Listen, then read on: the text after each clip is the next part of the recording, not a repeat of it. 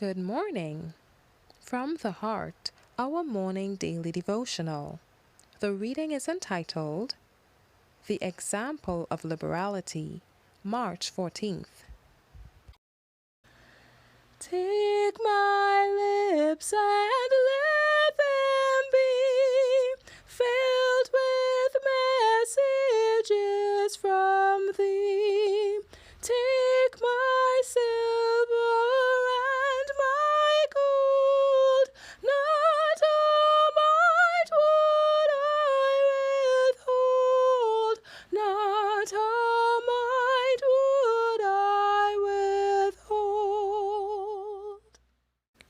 He which soweth sparingly shall reap also sparingly, and he which soweth bountifully shall reap also bountifully. 2 Corinthians 9 verse 6. Liberality is one of the directions of the Holy Spirit, and when the professed people of God withhold from the Lord His own in gifts and offerings, they meet with spiritual loss. It were better not to give at all than to give grudgingly, for if we impart of our means when we have not the Spirit to give freely, we mock God. Let us bear in mind that we are dealing with one upon whom we depend for every blessing, one who reads every thought of the heart, every purpose of the mind. The Apostle Paul had a special work to present before his Corinthian brethren. There was a famine in Jerusalem, and the disciples, every man according to his ability, determined to send relief unto the brethren which dwelt in Judea.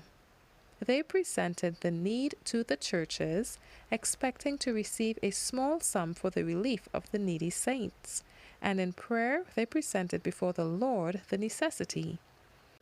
But the Macedonian believers, moved by the Spirit of God, first made an entire consecration of themselves to God, and then gave all that they had. They felt it a privilege thus to give expression to their trust in God. The Macedonian believers were poor, but they did not have to be urged to give. They rejoiced that they had opportunity to contribute of their means. Of themselves they came forward and made the offering in their Christ-like simplicity, their integrity and love for their brethren, denying themselves of food and clothing in cases where they had no money. And when the apostles would have restrained them, they pleaded with them to receive the contribution and carry it to the afflicted saints. This self-denial and self-sacrifice far exceeded Paul's expectations, and he was filled with thanksgiving. And taking courage by this example, by epistle he exhorted Titus to stir up the church in Corinth to the same good works.